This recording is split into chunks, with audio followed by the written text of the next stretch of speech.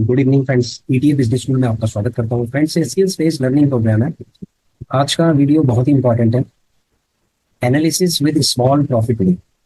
देखिए फ्रेंड्स, हर वीडियो एक इंपॉर्टेंट होता है हमारे ईटीए बिजनेस स्कूल में, क्योंकि हम जो बेसिक लर्नर्स हैं, ठीक है, स्टॉक मार्केट के अंदर जो बेसिक लर्नर्स हैं उनके लिए हर वीडियो बड़ा कीमती है, क्योंकि हम प्रत्येक वीडियो को एक बेसिक एजुकेशन के साथ हम दिखाते हैं। ठीक है, कि एक नॉर्मल जो इन्वेस्टर है या जो लर्नर है, जो इन्वेस्टर बनना चाहता है, वो किस तरीके से काम करेगा, किस तरीके से अपनी साइकोलॉजी बिल्ड करेगा, कैसे वो पीटीएफ के साथ खेलेगा, यानी कि प्ले कैसे करना है पीटीएफ के साथ, ये बहुत ही इंपॉर्टेंट है।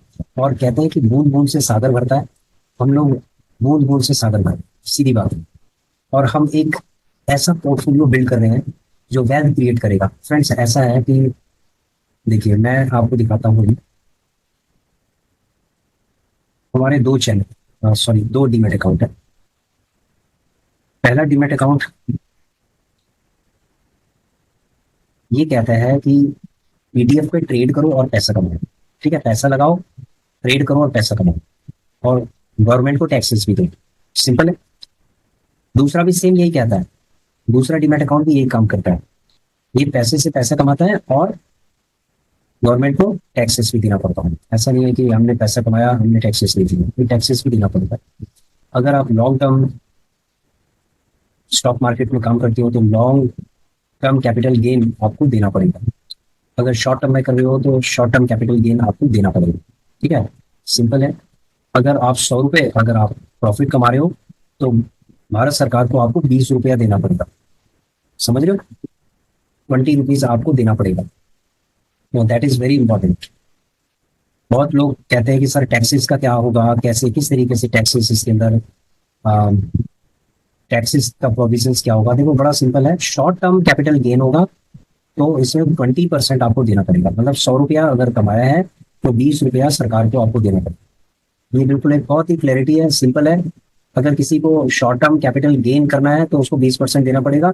अगर वो शॉर्ट कैपिटल गेन नहीं करना चाहता, लॉन्ग टर्म कैपिटल गेन करना चाहता है, तो उसको एक साल, मतलब 366 दिन, यानी कि एक साल से ऊपर, यानी कि जैसे एक साल एक दिन कर लो, 2 दिन कर लो, 365 दिन से ज्यादा उसको होल्ड करना पड़ेगा, तो वो लॉन्ग टर्म कैपिटल गेन के अंदर आ जाता है। उसके बाद उसको अगर वो सेल करते हैं तो अगर उनका प्रॉफिट आता है 1,25,000, 1.5 लाख के आसपास अगर उनका प्रॉफिट आता है तो 1,25,000 एग्जेम्प्टेड है। मतलब वो उसमें कोई भी टैक्स आपका नहीं कटेगा। और जो 25,000 है उसमें आपका 15% का टैक्स कटेगा। समझ लो, उसमें आपका 15% का लॉन्ग टर्म कैपिटल गेन का कटेगा। ठीक है, तो इसलिए बहुत सारे ऐसे इन्वेस्टर्स हैं जो ये मानते हैं कि हमें लॉन्ग टर्म कैपिटल गेन करना चाहिए, शॉर्ट टर्म कैपिटल गेन नहीं करना चाहिए। ठीक है, अब ये आपकी आपके माइंडसेट पे डिपेंड करता है कि आप क्या सोच रहे हैं।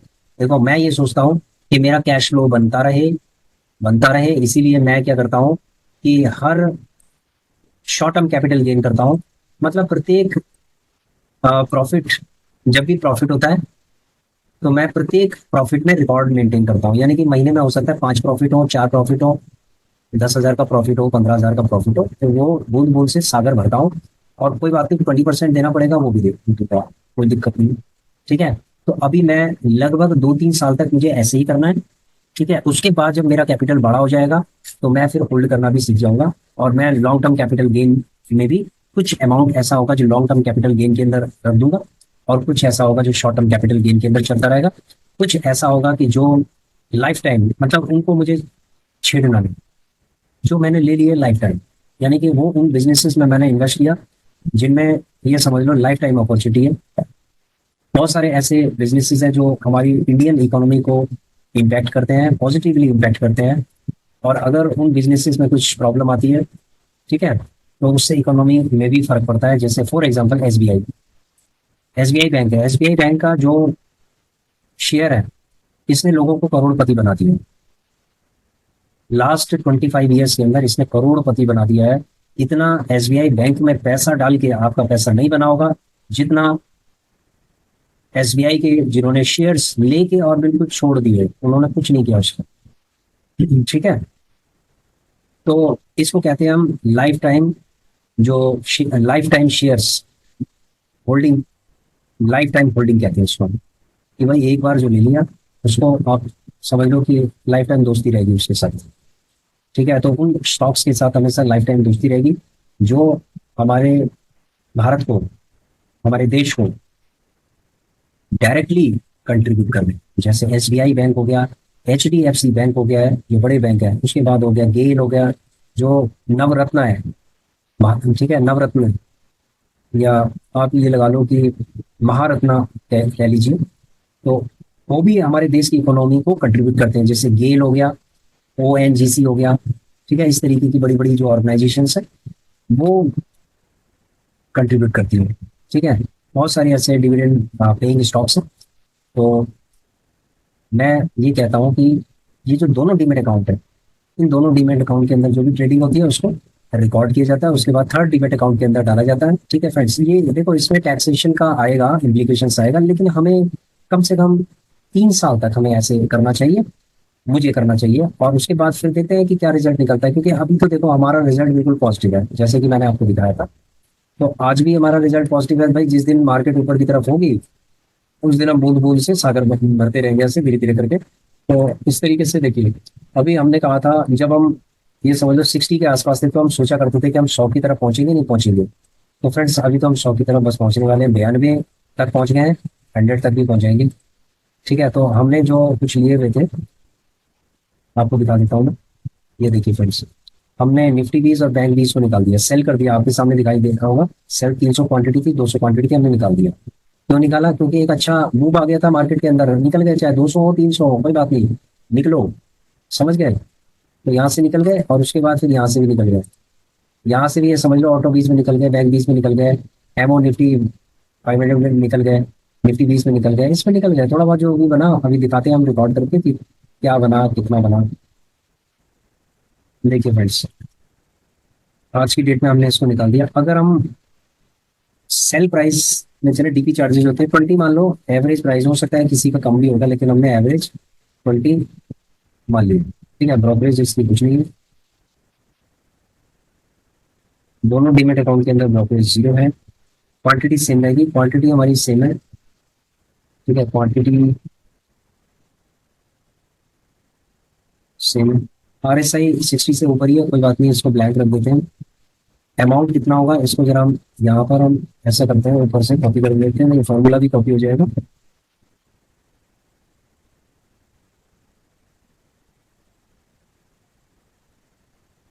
ठीक है फ्रेंड्स, तो ये हो गया पूरा डिस्काउंट, पूरा कॉपी कर लेते हैं, पूरा फॉर्मूला कॉपी होगी।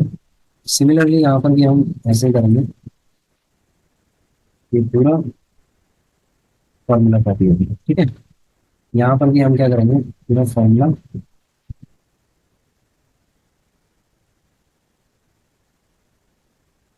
कॉपी कर देंगे। तो ये हो गया आपका। अब देखिए, आफ्टर ब्रोकरेज और जो भी चार्जेस हैं उसके बाद हमारे पास कितना बचा फ्रेंड, ये देखिए 4293 रुपये, यानी कि 4300 रुपीज आज हमने बुकिंग कर लिया। ठीक है, और इस महीने हमने कितनी की है, चलो हम चलते हैं 5 तारीख। ये देखिए अगस्त का महीना है। अगर अगस्त का महीने में आप जाएंगे तो टोटल जो है कितनी बुकिंग होगी, 21,409 की बुकिंग होगी फ्रेंड्स इस महीने में, यानी कि अगस्त के महीने। अब अगर पिछले महीने की अगर मैं बात करूँ, जुलाई की, ठीक है, तो जुलाई में कम था, जुलाई में सिर्फ 5,000 रुपया था। अगर मैं जून की बात करूँ, जून जून जून की अगर मैं बात करूँ, ये देखिए जून में हमने बहुत अच्छा किया है इसमें। जून में 59,000 की हमारी बुकिंग हो गई थी। ठीक है, जून में बहुत अच्छा हमारा रहा। हमने मई का महीना छोड़ दिया था, फिर अप्रैल, अप्रैल में अगर देखेंगे, मई का छोड़ दिया था हमने। अप्रैल में अगर देखेंगे तो अप्रैल में क्या 12,000 के आसपास है। ठीक है, उसके बाद जनवरी के अंदर, जनवरी के अंदर हमारा बहुत कम रहा है। जनवरी में हमारा लगभग 10,000 के आसपास रहा है। ठीक है, ऐसे हमने अपने जो प्रॉफिट है उसको बुल बुल से सागर कर देते हैं। ठीक है, तो इसको हम ग्रीन कर देते हैं।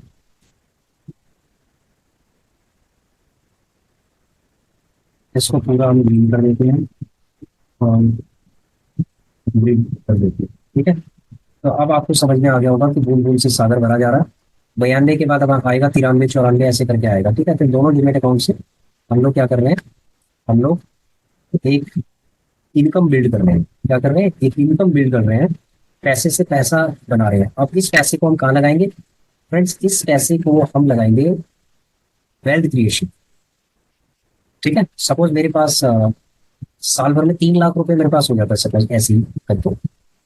मैं ये समझता हूँ कि 3 लाख रुपए हो जाता है, तो 3 लाख रुपया मेरे पास अगर हो गया तो मैं इसका 20% निकाल लेता हूँ फ्लैट।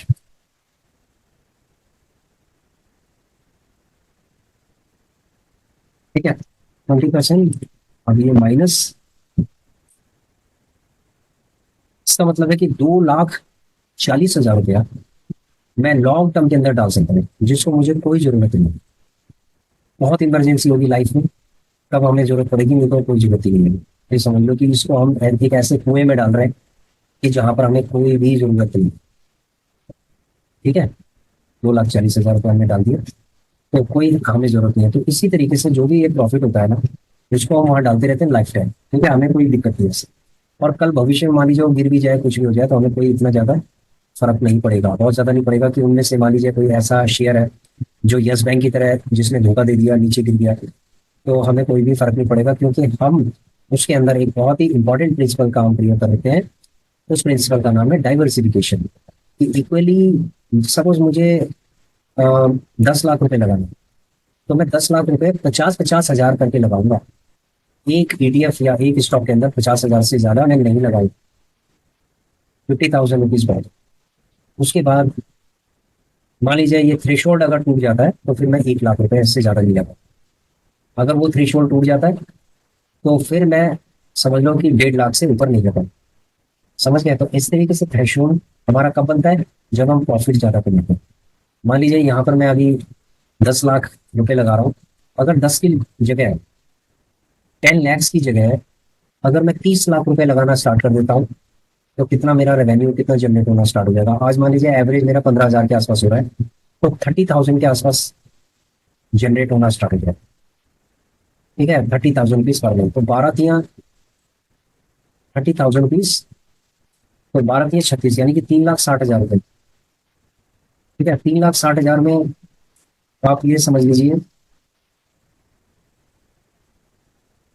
20% इसको माइनस कर दो, 72,000। आपके 2,88,000 यानी कि 2,90,000 के आसपास आपको बचेंगे, जिसको आप इन्वेस्टमेंट कर सकते हो। समझ गए फ्रेंड्स, तो बहुत क्लैरिटी हो रही होगी। ठीक है, कि किस तरीके से हम किस तरीके से पैसा कमा रहे हैं, उसको रिकॉर्ड कर रहे हैं, और उसके बाद उस पैसे को हम री इन्वेस्ट कर रहे हैं कहीं और। जरूरी है, कंपाउंडिंग के लिए हम डाल रहे हैं इसको। अगर मान लीजिए कि सपोज मान लीजिए मेरा 5 साल में, मैं 5 ईयर्स का लगाता हूँ, 5 ईयर्स का अगर मान लीजिए मेरा 25 लाख रुपये हो जाता है। ठीक है, जो मेरा लॉन्ग टर्म वाला पोर्टफोलियो मैं उसकी बात कर रहा हूँ। अगर हमने सपोज 25 लाख रुपया हमने बना लिया और हमने लॉन्ग टर्म के लिए डाल दिया, तो नेक्स्ट जो 15 ईयर्स के लिए अगर हम डालेंगे इसको 25 लाख रुपए, तो नेक्स्ट 15 साल के लिए अगर 25 लाख रुपए हमने डाला, तो जो SIP है, लमसम SIP कैलकुलेटर कर लेते हैं, SIP कैलकुलेटर। ठीक है, लमसम, तो 25 लाख रुपए अगर हमने लमसम सपोज डाल दिया, ये 25 लाख हो गई। 25 लाख को अगर आप 15% के हिसाब से करते हो, और नेक्स्ट 10 ईयर्स आपका 1 करोड़ रुपए बन जाता है। समझ गए फ्रेंड्स, तो वो आपका जो 25 लाख रुपए कितना बन जाएगा, 1 करोड़ रुपए बन जाएगा। ढाई ढाई सैकड़ा हजार 10,000 लाख 10 लाख करोड़, 1 करोड़ रुपए आपका बिल्कुल रेडी हो जाएगा। ठीक है, 25 लाख। तो इसीलिए क्या है, ये जो 25 लाख रुपए है ना, सबसे पहले तो हमें टारगेट ये होना चाहिए कि जो हमारा लॉन्ग टर्म वेल्थ क्रिएशन के लिए जो हम कर रहे हैं काम, इस काम को हम कंटिन्यू रखेंगे। और जो हमारी लॉन्ग टर्म वाली जो पोर्टफोलियो है, लॉन्ग टर्म वाली पोर्टफोलियो के अंदर हमारा जो गोल होना चाहिए, वो होना चाहिए 25 लाख रुपए। अगर 25 लाख रुपए हमारा 5 साल के अंदर हो जाता है, तो नेक्स्ट 10 ईयर्स के लिए हम उसको छोड़ देंगे, और वो 1 करोड़ रुपए आराम से हो जाएगा। अब देखिए, सपोज मान ली जाए कि हम सपोज मान ली जाए हम 30 लाख रुपए से काम करें। समझ लो फ्रेंड्स, 30 लाख रुपए से हम काम कर रहे हैं, तो जो 30 लाख रुपए जो कैपिटल है वो तो हमारे पास ही है ना। 30 लाख का कैपिटल हमारे पास ही है। उससे हम क्या कर रहे हैं, वेल्थ क्रिएट कर रहे हैं, उससे पैसा कमा रहे हैं। तो एक मशीन हो गई ना कि भाई पैसे से पैसा कमा रहे हैं। अब उसके बाद क्या हुआ है कि हमें इसको डाल देना है। अब देखो 5 साल बाद वो हमारे 30 लाख ही रहेंगे, लेकिन हमने जो 25 लाख रुपए उससे कमाया है, थोड़ा बहुत उससे कमाया, थोड़ा बहुत हमने अदर सोर्स ऑफ इनकम से डाल दिया इसमें। जैसे सैलरी हो गई, जो हमारी मंथली सैलरी है उससे हमने डाल दी। तो 5 साल में सपोज ये 25 लाख हो जाता है। बहुत बड़ी बात नहीं है, मैं मिनिमम 25 लाख बात करें, और इसको हमने भूल जाना नेक्स्ट 15 ईयर्स में। तो ये तो हमने 1 करोड़ की लाइन पे लगा दिया इसको। लेकिन ऐसा थोड़ी ना है कि हम 25 लाख के चक्कर में बैठे रहेंगे कि ये कब करोड़ होगा, कब हमारा 1 करोड़ का पोर्टफोलियो होगा, कब हम क्या करेंगे।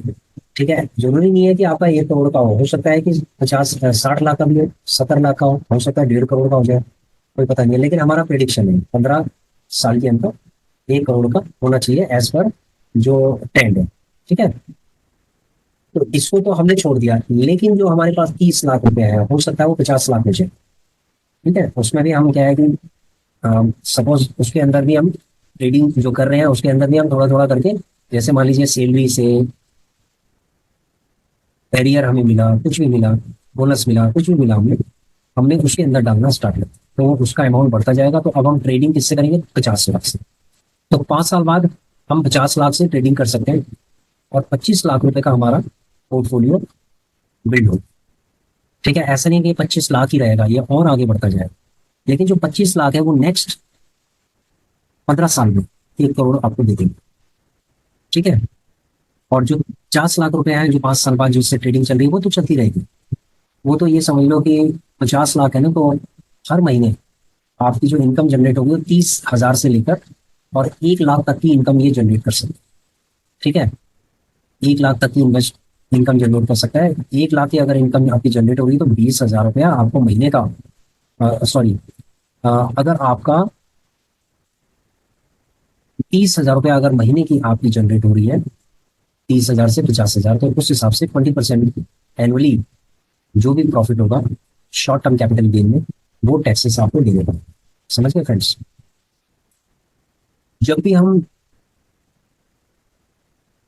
स्टॉक मार्केट के अंदर काम करते हैं तो हमें टैक्स प्लानिंग करना बहुत जरूरी है। यदि हम टैक्स प्लानिंग नहीं करेंगे तो बहुत मुश्किल हो जाएगा।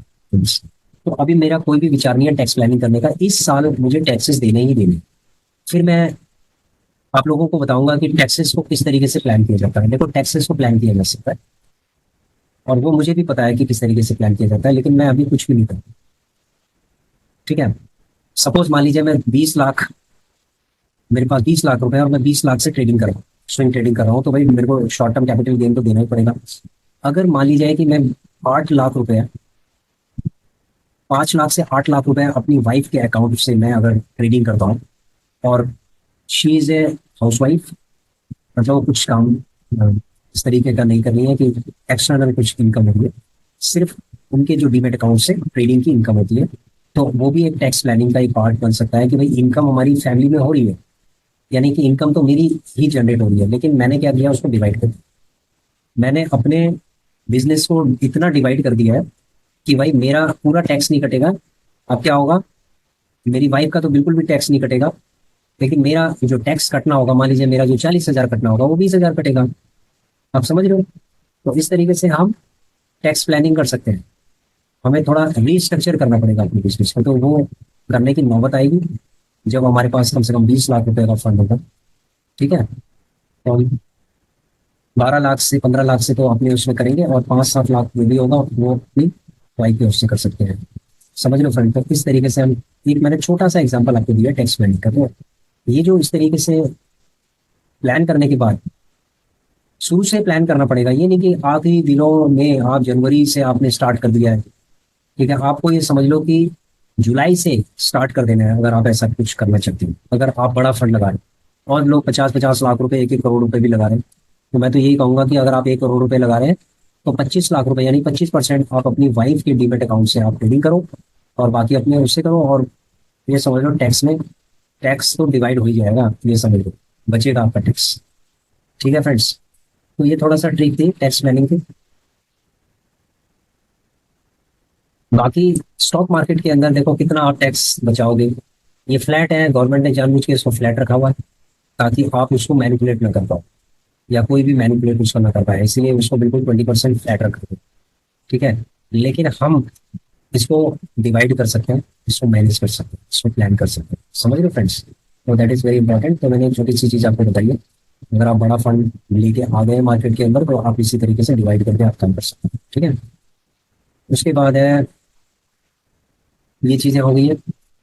ठीक है, मैंने आपको स्मॉल प्रॉफिट के बारे में बता दिया। अब थोड़ा सा एनालिसिस कर लेते हैं।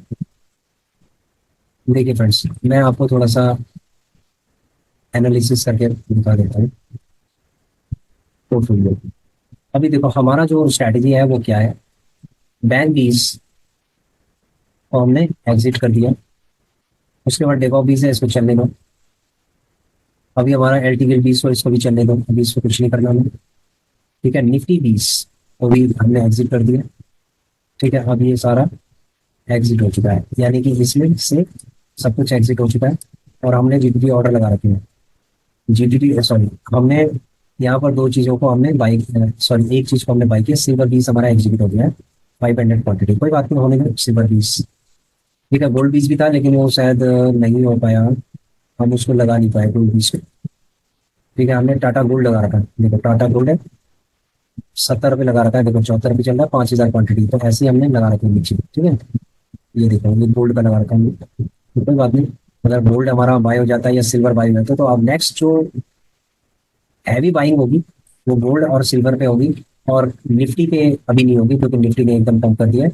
अब थोड़ा सा और नीचे आएगा तो तब हम देखेंगे। ठीक है, तो अभी सिल्वर और गोल्ड हमारे रडार पे है। ठीक है, तो यहाँ पर हमने सिल्वर को चुना। उसके बाद है, अगर हम दूसरे डिमेट अकाउंट के अंदर चले तो इसमें आपने देखा होगा बैंक बीस हमने हटा दिया, निफ्टी बीस भी हटा दिया। तो इन दोनों को हमने हटा दिया तो छोटा प्रॉफिट हुआ है, कोई बात नहीं, वी आर सेटिस्फाइड कि 4000 के आसपास, 4200 के आसपास प्रॉफिट हुआ है, कोई दिक्कत नहीं। अब क्या है कि सिल्वर बीस है, सिल्वर बीस का 200 क्वांटिटी पहले से है तो हमने थोड़ा बहुत और एक्यूमुलेट किया। उसके बाद गोल्ड बीस की कुछ क्वांटिटी है, 450 के आसपास है, तो हमने कुछ और एक्यूमुलेट किया। तो अभी हमारा, हमने जो एक्यूमुलेट किया है वो किया है गोल्ड बीस के 1000। ठीक है, और सिल्वर बीस के 500। तो मतलब सिल्वर बीस के लगभग 1000 के आसपास हो जाएंगे और गोल्ड बीस के लगभग 1500 के आसपास हो जाएंगे। तो अभी हमारा टारगेट ये है कि गोल्ड बीस के अंदर और नीचे अगर ये आता है 80 तक आता है तो हम 1000, 1500, 2000 क्वांटिटी के अंदर, मतलब टोटल हमें 3000 के आसपास क्वांटिटी करनी है गोल्ड के अंदर। सिल्वर के अंदर भी हमें लगभग यही करना है कि सिल्वर के अंदर लगभग हमारी 2000 से लेकर और 3000 के बीच में क्वांटिटी हो जाए। तो अगर ये 2000, 3000 जैसे क्वांटिटी हो जाएगी तो समझ लो कि 3 रुपए में भी हम खींच सकते। 3000 क्वांटिटी भाई 3 रुपए ऊपर बढ़ गया। ठीक है, एक महीने में भी बढ़ गया मैं कहता हूँ। तो कम से कम 9 से 10 हजार रुपये तो आप घर लेके जाओगे भाई। लेके जाओगे नहीं जाओगे, 10 हजार आप सिल्वर से लेके जाओगे, 10 हजार आप गोल्ड से लेके जाओगे, तो आपका टारगेट हो गया 20 हजार का पूरा। ठीक है, तो अगले महीने के लिए अभी हमारी प्लानिंग चल रही है, एनालिसिस कर रहे हैं हम गोल्ड और सिल्वर को लेकर। ठीक है, तो मैक्सिमम जो हमारी बाइंग होगी वो गोल्ड और सिल्वर के अंदर ही होगी, जैसे कि मैंने आपको दिखा दिया। समझ गए फ्रेंड्स? तो नेक्स्ट टारगेट हमारा यही रहेगा और रेडार पे अभी यही है। तो बाइंग होने के बाद हम दिखाएंगे आपको कि बाइंग होने के बाद फिर इसको हम जब सेल करेंगे तो भी दिखाएंगे आपको। समझ गए फ्रेंड्स? तो आशा करता हूँ कि आप लोगों को समझ में आ गया होगा कि किस तरीके से धीरे धीरे करके हम, बूंद बूंद करके हम सागर को भर रहे हैं। और कोई दिक्कत नहीं है, हम धीरे धीरे करके ही काम करते हैं, जल्दीबाजी का कोई भी काम नहीं करते, और आराम से एनालिसिस करते हैं और छोटे छोटे प्रॉफिट बनाते जाते हैं। और उस प्रॉफिट को हम लॉन्ग टर्म के लिए होल्ड कर देते हैं। हमें पता है कि एक डिमेट अकाउंट एक वेल्थ क्रिएशन के लिए जरूर चाहिए। हो सकता है कि 2 अकाउंट चाहिए, किसी के पास हो सकता है 2 अकाउंट हो, 2 ट्रेडिंग के लिए हो। तो वेल्थ जो क्रिएट करनी है वो हमेशा और हमेशा होल्ड करने से बनती है। ये बाय सेल करने से आपकी वेल्थ क्रिएट नहीं होगी, आपकी इनकम क्रिएट होगी। ठीक है, एक रेगुलर इनकम क्रिएट होगी, लेकिन बहुत बड़ी जो वेल्थ की अगर मैं बात करूं वो हमेशा होल्ड करके होती है कि आपने आपने उसको लॉन्ग टर्म के लिए होल्ड करनी है। समझ गए फ्रेंड्स? तो आशा करता हूँ आप लोगों की समझ में आ गया होगा। Thanks for watching our video, please share, subscribe and like our channel. Thank you.